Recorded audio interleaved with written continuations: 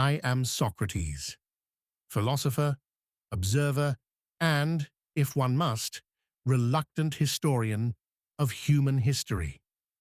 It begins, as many mistakes do, in London.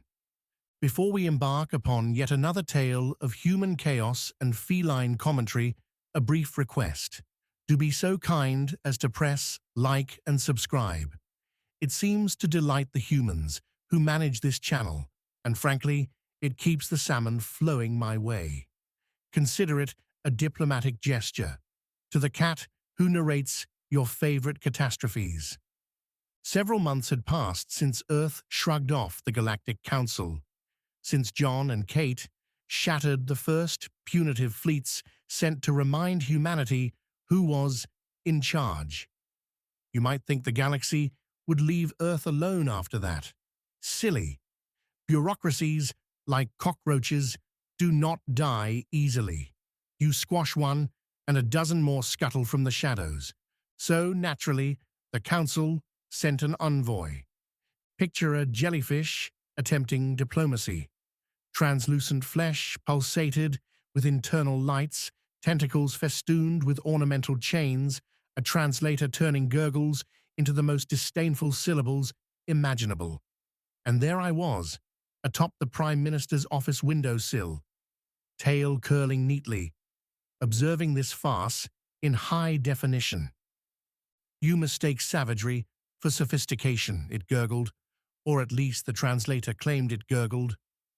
Earth is reckless, primitive, a danger to the balance we have maintained for millennia.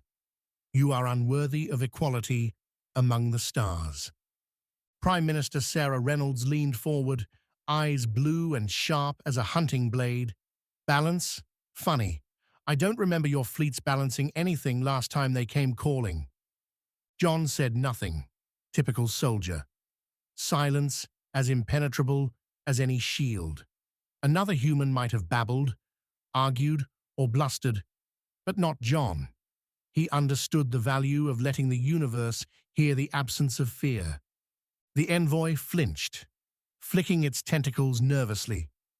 Council loyalists prepare to finish what they began. Resistance brings only suffering upon yourselves. John's voice, calm and cold, cut through the tension like a scalpel. Then let them come. I yawned. Such drama. If they had whiskers, they would have puffed them at one another in anticipation, sizing up each other in unspoken duels of pride. The envoy slithered away in huffing outrage, lights blinking nervously, leaving only the hum of London below. Kate exhaled slowly. John stared out at the clouds, silent as always. I twitched my ears. Oh yes, here it comes again.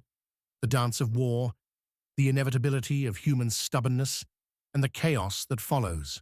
I would watch, of course, tail flicking, observant, always amused. Mars, red, dusty, and completely aware of the inferno about to descend. Loyalist fleets led by our ever-pompous Karath friends thought themselves conquerors. Dropships tore through the thin atmosphere, their hulls gleaming in the pale Martian sun, soldiers bristling with overconfidence. Claws, weapons, and armor, all perfectly designed to inspire terror in anyone who underestimated them. Humans, of course, did not underestimate. John, in full command, observed from orbit, silent as a ghost. His eyes scanned every dome, every patrol route, every shadow where loyalists might hide. Kate's drones streaked across the crimson skies, tiny but lethal, disrupting communications and turning the enemy's coordinated efforts into chaos. The Karath soldiers were magnificent specimens of arrogance, six-limbed, armored, mandibles snapping, every movement calculated for intimidation. They stormed domes expecting surrender. Instead, they found barricades, Marines with rifles, and colonists wielding anything from mining lasers to improvised explosives. Hold them. John's calm voice came over secure channels. No shout, no panic, just pure, measured command. Mars does not fall. And it did not. Dropships plummeted into vaporized fireballs, mechs toppled into frozen craters, and rail cannons made a mockery of the Karath's confidence. Kate's drones darted through smoke, their sensors picking the tiniest weaknesses in enemy formations. Every strike was precise, every counter calculated. Meanwhile, I observed from the observation deck of the Athenian. Tail flicking, whiskers twitching. Oh, the Karath! So magnificent, so terrifying, and yet so utterly oblivious to the humans' lethal choreography. They pranced across the red plains as if victory were guaranteed, never noticing that every step had been anticipated. Delightful. In the tunnels beneath the domes, the fighting was intimate and brutal. Marines fired at point-blank range. Colonists cowered behind improvised barricades, yet even in their fear, they fought. Loyalist mechs, hulking and metallic, thundered through corridors, only to find rail slugs and grenades awaiting them at the perfect angle. Kate announced, "Targets neutralized in Sector 12. Adjust orbital fire to prevent collateral damage to habitat domes." Her drones responded instantly, weaving through debris, knocking communications offline, and collapsing enemy formations like a masterful game of dominoes. Hours bled into days. Mars' red sands were scorched, scarred, and bleeding. Yet the humans remained unbroken. Their resilience was maddeningly effective. I purred with satisfaction. Even if I cannot fully approve of their reckless courage, I admire it. And the Karath?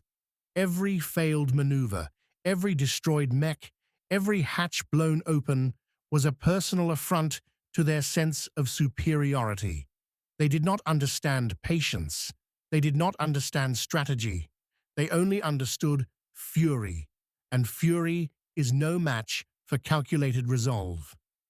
By the time the smoke cleared, the Loyalists were retreating. Some fled to the depths of the asteroid belt, others surrendered outright. Mars, bruised but alive, stood as a testament to human determination. And my amusement, the asteroid belt. Humans think of it as a simple stretch of rocks, a minor inconvenience between Mars and Jupiter. How quaint. I know better. Here, shadows twist, gravities tangle, and debris drifts in patterns that would make any alien navigator weep. And yet humans, predictably, had adapted. John's fleet lay hidden among the tumbling stones, hulls blackened, engines cold, invisible, silent, deadly. The Loyalists, those pompous Karath sycophants of the Galactic Council, advanced in formation, believing themselves hunters. I purred. Oh, the arrogance. Predators? Really? In my experience, arrogance is a poor substitute for cunning. The first human strike was subtle, elegant, a ballet of calculated chaos. Mines hidden in craters erupted like fireworks, torpedoes streaked from shadows, rail slugs punched through armored hulls. Loyalist cruisers buckled and vanished, their banners, oh how proud they had been of those banners, fluttering into nothingness. Kate's fingers danced across the Athenians' controls. Every phantom blip, every feint, every ghostly lure she sent into their sensors was orchestrated with lethal precision. "Left wing collapsing," she reported, calm as the void itself. "Push them deeper." John's voice, clipped and precise, carried through comms. "Focus fire on the flank. Predictable patterns. Exploit them." I stretched along a console, tail flicking lazily. Such diligence from humans, such predictable brilliance. The Karath thought themselves the architects of strategy, but I saw it for what it was. Chaos, masquerading as order. The belt itself joined the dance. Fragments collided, dust plumes spread like smoke in a theater of war. Earth frigates darted among rocks, weaving between exploding loyalist cruisers, darting in and out like predators of prey far larger than themselves. I observed, whiskers twitching, as my humans, John and Kate, turned arrogance into impotence for their enemies. For hours, the battle raged. Meteoroids became shields, shadows became cover, and every loyalist misstep was amplified by Earth's cunning. Half the vanguard was destroyed. The rest limped back toward Jupiter, nursing their pride as though it could heal bullet holes. Humans are stubbornly competent when it suits them, but it pleased me to observe the chaos from above, tail curled, eyes tracking every flicker. Oh, the Karath! If I could, I would have rolled my eyes for them. Appendages flailing, lights flickering, confidence as solid as jelly. Truly, evolution has its oddities. They were clever, yes, but hubris is a terrible shield against someone who knows every shadow in the belt.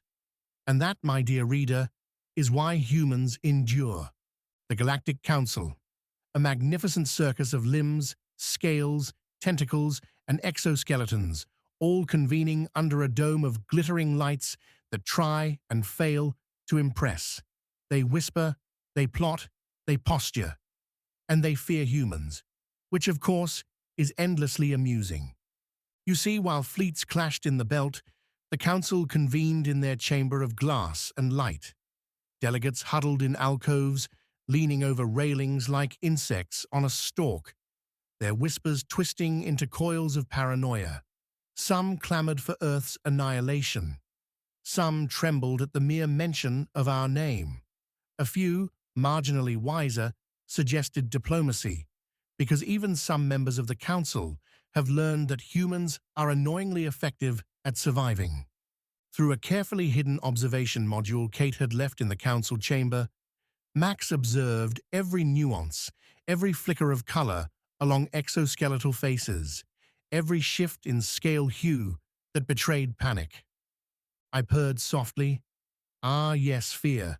Not of their weapons, mind you. Of humans, of our stubbornness, of the chaos they bring simply by refusing to die quietly, admirable in a maddening sort of way. Meanwhile, John studied fleet data with quiet precision. Kate coordinated communications across multiple sectors, her drones darting like winter insects. Together, they are the perfect human disaster, organized with the patience of predators and the fury of storms. Back in the chamber, the Karath envoys quivered in subtle ways only a cat could detect. Their confidence, gleaming like chitin, faltered when they considered Earth's audacity. The Council feared not just defeat, but precedent. If humans could survive, then perhaps others might, dare I say, think themselves equal, delightful, deliciously terrifying. I tapped my claws against the railing on the Athenian, enjoying the irony. While the Council debated, I knew the truth. The humans were preparing, quietly, meticulously, for the next strike. And the aliens, they squabbled, terrified of what they could not yet see. Ah, I whispered into Catcom. Fear is a charmingly inefficient motivator. The Karath tremble at the horizon, and all they can do is bluster and prance. Meanwhile, Earth moves unseen, unstoppable, and occasionally amusing. Yes, Max replied. It is amusing. Ganymede. Ice, silence, and arrogance in crystalline form. The Karath had regathered, licking their wounds after Mars and the Belt, and decided that the Jovian moon would be their next theater of glory. Loyalist fleets descended like a swarm of metallic locusts, disgorging troops onto the frozen plains, confident that resistance would be minimal. How deliciously naive. They seized domes, herded civilians into ice caverns, and announced themselves as liberators. I watched from orbit, tail curled in amusement, whiskers twitching. Such pompous proclamations from six-limbed aliens always make me smirk. Earth responded. Oh yes, they responded. John and Kate had learned the dance by now. John orchestrated orbital strikes with precision that would make even the Karath stop and reconsider their life choices. Each shot carved trenches into ice without touching the civilians. Each rail cannon strike splitting the frozen plains with meticulous care. Kate's drones were exquisite in their efficiency, darting through smoke and frost, disrupting communications, targeting enemy exosuits, and even collapsing entire enemy encampments with well-timed explosions.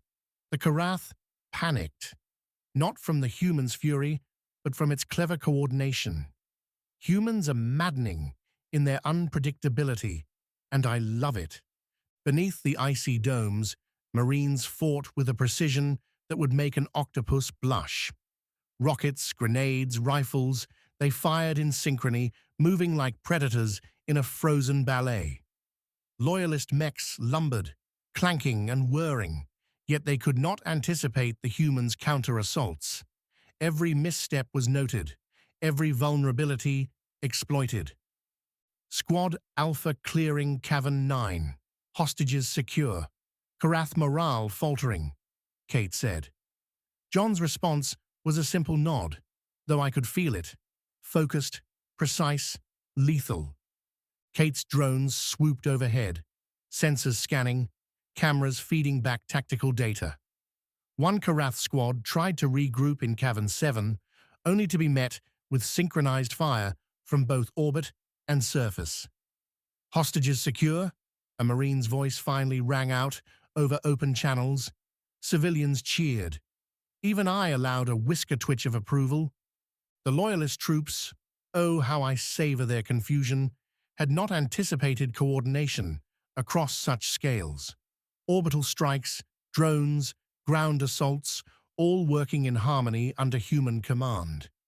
The Karath had tactics, yes, but humans have something far worse for them: ingenuity and stubbornness. Hours passed in blinding, icy chaos. Explosions rent the frozen ground. Smoke drifted across the moon's surface, and the Karath fell back, broken and bewildered. Ganymede was scarred, yet liberated. Humans wept, laughed, and cleaned their weapons, all in the same breath. Their resilience, their fury, their loyalty to their own, delightful. John announced, Karath withdrawal observed, sweep for lingering threats, civilians unharmed. Kate responded with a flicker of acknowledgement. John's gaze, as always, was on the larger picture. Fleets regrouping, enemy morale shattering, strategic advantage maintained. And the Karath? They slunk into the void, nursing wounded pride and shattered limbs. Their plan had been elegant in theory, as all Karath plans are, ruthless, precise, and arrogant. But humans are unpredictable, humans are stubborn, and humans have John and Kate. I purred quietly, satisfied. Watching the Karath stumble across their own hubris is a reward all its own. Even from orbit, their confusion and despair radiate like heat from a failed engine. Delightful, truly. Ganymede, icy and scarred, remained free, and humans, my humans, proved once again that fury, intelligence, and a touch of stubbornness can overcome even the most terrifying of enemies. I twitched my ears, flicked my tail, and settled back, ready for the next act in this delightful cosmic drama. Neptune, a swirling, cold giant, serene from a distance, yet bristling with danger when one of the Karath's flagship monstrosities dares to loom in its orbit. The dreadnought was a city of metal, a cathedral of arrogance, and a masterwork of alien engineering designed for terror.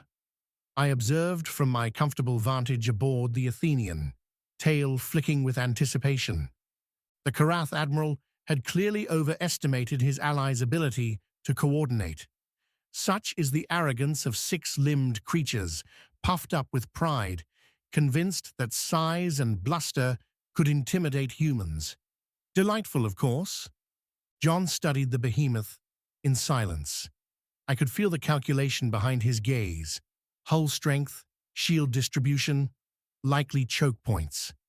His mind was a web, intricate and lethal. Beside him, Kate orchestrated the drones like a conductor with her orchestra, each metallic insect aware of the precise moment to strike. Admiral Catal, John muttered, voice calm as a moonlit void, your time has passed. No theatrics, no flourish, just quiet certainty. I purred in approval.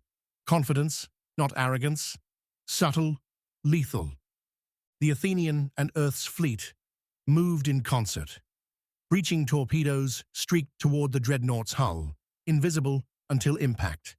Explosions blossomed like frozen flowers, tearing metal and fire across the corridors.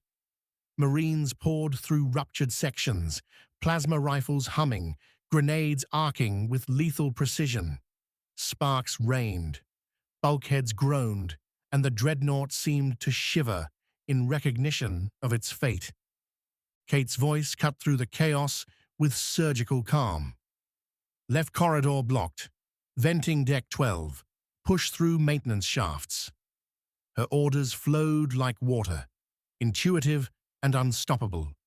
Drones zipped through the vents, disabling turrets and communications, leaving Karath soldiers scrambling blindly. John led the spearhead himself, plasma fire scorching armored walls, grenades detonating in perfect sequence. Each step forward was calculated, each movement choreographed. I marveled. Yes, even a philosopher cat can marvel at their precision. And then, the command chamber. The Karath Admiral, a towering insectoid monstrosity in flowing ceremonial robes, awaited them. Mandibles clicking in contempt, eyes blazing. You should have obeyed, it hissed, venom dripping from each syllable. John's reply was measured, deliberate. We lived, and with that, chaos and fury merged. Grenades shattered armor, plasma scorched panels, and the command chamber erupted in fire and fury.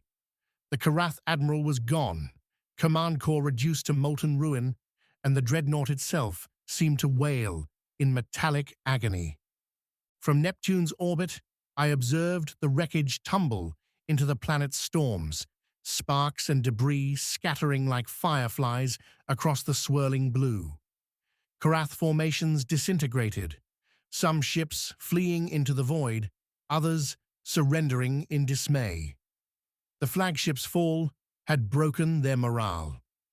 Earth had struck decisively, mercilessly, and with elegance. I flicked my tail. Victory, like all good victories, should be observed with dignity. John and Kate had done more than win a battle. They had shattered arrogance, humiliated the Karath, and reminded the galaxy that humans, though seemingly fragile, wielded a power far beyond raw firepower, cunning, courage, and stubborn persistence. And I, Socrates, watched it all. The Karath would lick their wounds, whisper among themselves, question their own competence. And humans, my humans, exhausted, yes, wounded, yes, but victorious, unwavering, brilliant in the chaos. The poetry of war. The orchestration of destruction and salvation. Delightful indeed. The Council is a monument to bureaucracy and self-importance, where egos pulse brighter than any star. From my perch aboard the Athenian, Max could sense the tremors of panic ripple through their chambers across light years. Delegates hissed, whispered, waved tentacles in indignation. Some demanded Earth's immediate annihilation, if only they could ignore the glaring fact that their fleets were shattered and their flagship a smoking ruin drifting toward Neptune. This is good, commented Max over Catcom. It looks like the Loyalists really represent the entire council. Taylor and O'Brien, a golden-scale delegate hissed, mandibles clicking. They have done the impossible. And we look impotent. Ah, yes, the Karath pride wounded. Delightful. The council's whispers were like the rustle of dry leaves, full of movement, yet empty of substance. They feared not humanity's firepower alone, but its example. If Earth could defy them, survive, and rise victorious, what hope remained for their own bureaucratic theatrics? Meanwhile, back on Earth, the celebrations were tempered by the cost. John and Kate returned, greeted not as conquerors, but as guardians. Their eyes carried the weight of victories won and lives lost. Yet in their silence, I found the purest satisfaction. Resilience, duty, and love for the small, fragile creatures they called humanity. "Rough trip," John murmured, easing into his chair. His hands bore the faint traces of duty, scars unseen by those who lacked experience in the marrow-deep rhythm of war. Kate sat beside him, shoulders tense yet proud, eyes scanning reports even in the aftermath. "Too many lost," she whispered, voice quiet but unwavering. "But we held them back. Mars, Ganymede, Neptune." I leapt gracefully onto the windowsill, tail flicking, settling into my customary observation post. And I thought, purring in satisfaction, watched over it all. Cats see more than humans, more than aliens, more than the pomp of councils. I saw the dance of survival, the ballet of courage and cunning, and the fall of arrogance. The streets of Mars were alive with quiet joy. Citizens rebuilt, mourned, and celebrated in cycles, aware that their home had teetered on the brink and yet remained unconquered. Children played among rubble with the obliviousness that only youth allows, while veterans tended to repairs, their hands steady, their hearts resolved. In the background, the Karath nursed their wounded pride. Whispers of Taylor and O'Brien spread among the council worlds, like an echo of alarm. "Humans," one of them hissed, "so reckless, so unpredictable. And yet, they survive." I purred at the irony. Unpredictable, yes. Reckless, perhaps, but cunning, fearless, and stubborn to the last. Delightful creatures. "Another day, another battle," John said, finally allowing a faint smile. "We did what we had to." Kate's gaze softened, and she reached for a holocom device, sending final orders to consolidate defenses. "Earth stands," she replied, almost to herself, "and we will keep it standing." I twitched an ear. Yes, Earth stood against odds, against arrogance, against the Karath and the rest of the council. And I, Socrates, remained the silent chronicler. I observed the gestures, the conversations, the quiet triumphs. I noted the tension, the relief, and the enduring vigilance that my humans carried like a second skin. The galaxy, of course, did not pause. Fleets moved, emissaries plotted, and the council whispered endlessly. But Earth had sent a message clear as crystal: underestimate humans at your peril. I leapt down from my perch, tail flicking in satisfaction. Victory had been claimed, yet the work of guardianship never ended. My humans slept now, exhausted, but alive. And I, the philosopher cat, would watch over them, listening, recording, and occasionally interjecting when arrogance or folly threatened to tip the scales. Because sometimes the fate of worlds is decided not by council decrees or alien terror, but by the quiet, relentless vigilance of those who see, who know, and who will act. Silently, efficiently, and always with a cat's perfect timing. Yes, the war was over for now, but the universe, unpredictable as ever, would continue to hum. And I, Socrates, would remain, whiskers twitching, eyes sharp, tail curled. For in a galaxy full of chaos, it is observation, cunning, and a touch of feline perspective that often makes all the difference. That concludes this chapter of our cosmic epic. You may resume your mortal routines now, after liking and subscribing naturally. Consider it your small tribute to civilization's finest narrator. Until next time, stay curious and keep the salmon coming.